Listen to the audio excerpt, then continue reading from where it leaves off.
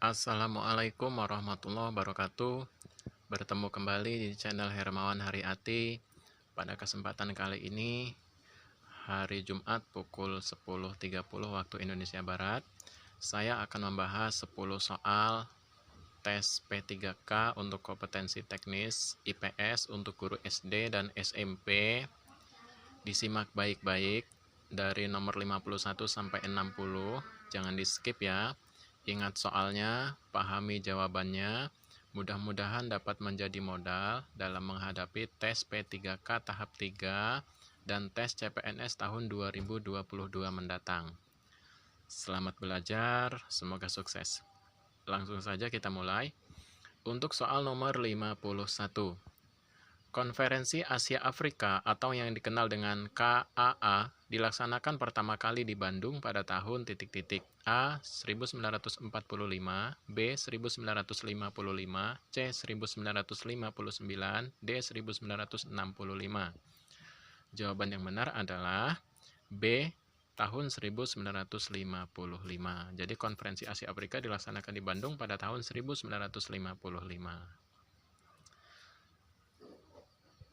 Nomor 2, perhatikan paparan berikut. Rangka Homo sapiens kurang kekar posturnya dibandingkan Homo erectus. Salah satu alasannya karena tulang belulangnya tidak setebal dan sekompak Homo erectus. Hal ini mengindikasikan bahwa secara fisik Homo sapiens jauh lebih lemah dibanding dengan pendahulunya tersebut. Di lain pihak, ciri-ciri morfologis maupun biometrik Homo sapiens menunjukkan karakter yang lebih berevolusi dan lebih modern dibandingkan dengan Homo erectus. Sebagai misal, karakter evolutif yang paling signifikan adalah bertambahnya kapasitas otak. Homo wajakensis yang termasuk Homo sapiens mempunyai kapasitas otak yang jauh lebih besar, rata-rata 1630 cc, dengan atap tengkorak yang jauh lebih bundar dan lebih tinggi dibandingkan dengan Homo erectus yang mempunyai tengkorak panjang dan rendah, dengan kapasitas otak 1000 cc. Segi-segi morfologis dan tingkatan keperubahannya menunjukkan adanya perbedaan yang sangat nyata antara kedua spesies dalam genus Homo tersebut.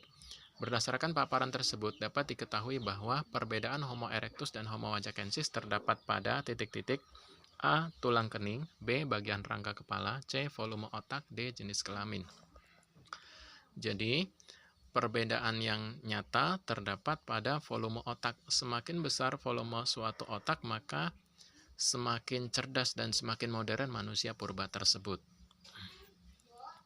Sebelum lanjut soal nomor 53, silakan tekan subscribe dan hidupkan loncengnya agar ada notifikasi setiap saya upload video terbaru. Mudah-mudahan dapat menambah pengetahuan dan ilmu kita semua. Terima kasih. Soal nomor 53. Perhatikan data di bawah ini. 1. Zaman kolonialisme Belanda. 2. Zaman perkembangan Islam. 3. Zaman Hindu-Buddha. 4. Zaman pendudukan Jepang. 5. Zaman revolusi. Urutan periodisasi sejarah Indonesia yang benar adalah A. 12345, B. 23154, C. 32145, D. 45321. Jawaban benar adalah C. Jadi, urutan periodisasi sejarah Indonesia yang benar adalah zaman Hindu-Buddha, zaman perkembangan Islam, zaman kolonialisme Belanda, zaman penjajahan Belanda, zaman pendudukan Jepang, ini pada masa pendudukan Jepang, kemudian zaman revolusi, ini terjadi pada tahun 1965. Jadi urutannya adalah 32145. Lanjut soal nomor 54. Peristiwa Perang Bubat terjadi pada masa pemerintahan A. Hayam Wuruk, B. Gajah Mada, C. Raja Pajajaran, D. Balaputra Dewa. Hayam Wuruk adalah Raja Majapahit, Gajah Mada adalah Mahapatih Majapahit, Raja Pajajaran adalah Raja di Pajajaran, kemudian Balaputra Dewa adalah Raja Kerajaan Sriwijaya. Jadi, untuk jawaban yang benar pada nomor 54 ini adalah Hayam Wuruk. Jadi, perang antara Kerajaan Majapahit dan Kerajaan Pajajaran. Ini gara-gara perjodohan. 55. Republik Indonesia Serikat yang merdeka dan berdaulat ialah suatu negara hukum yang berdemokrasi dan berbentuk federasi. Merupakan bunyi konstitusi RIS 1949 pasal A 1 ayat 1, B 2 ayat 1, C 1 ayat 2, D 2 ayat 2. Jawaban benar adalah A, yaitu pasal 1 ayat 1. Bunyinya, Republik Indonesia Serikat yang merdeka dan berdaulat ialah suatu negara hukum yang berdemokrasi dan berbentuk federasi. Lanjut soal nomor 56. Panitia Pemilu Pusat 2009 adalah A. KPK, B. MPR, C. DPR, D. KPU. Jawaban benar adalah D, yaitu Komisi Pemilihan Umum. Sementara KPK adalah Komisi Pemberantasan Korupsi, jadi tidak mungkin mengurusi pemilu. 57. Seorang tokoh pergerakan nasional yang semula merupakan tokoh lokal kemudian menjadi tokoh nasional pertama adalah A. Dr. Wahidin Sudirohusodo, B. Dr. Sutomo, C. Insinyur Soekarno, D. Dr. Muhammad Hatta.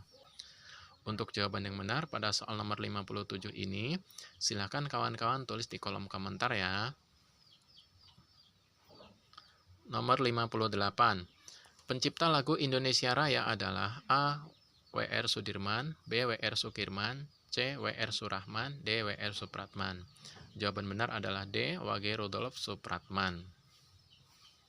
59. Perhatikan kutipan di bawah ini. Pada masa kerajaan Islam, kegiatan perekonomian sudah maju dengan pesat. Berdirinya bandar-bandar atau pelabuhan tempat transaksi biasanya dilakukan adalah fakta yang menguatkan hal itu. Berbagai bandar itu tidak hanya disinggahi oleh pribumi tetapi juga orang asing atau mancanegara.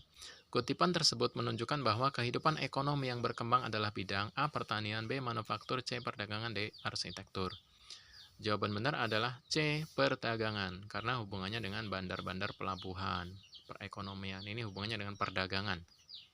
Jadi pada saat itu, rakyat Indonesia sudah menjalin hubungan perdagangan antar warga pribumi dan warga dari negara asing. 60. Perhatikan deskripsi berikut ini. Pada permulaan Orde Baru, program pemerintah dalam bidang ekonomi lebih berorientasi pada usaha penyelamatan ekonomi nasional, terutama pada usaha mengendalikan tingkat inflasi, penyelamatan keuangan negara, dan pengamanan kebutuhan pokok rakyat.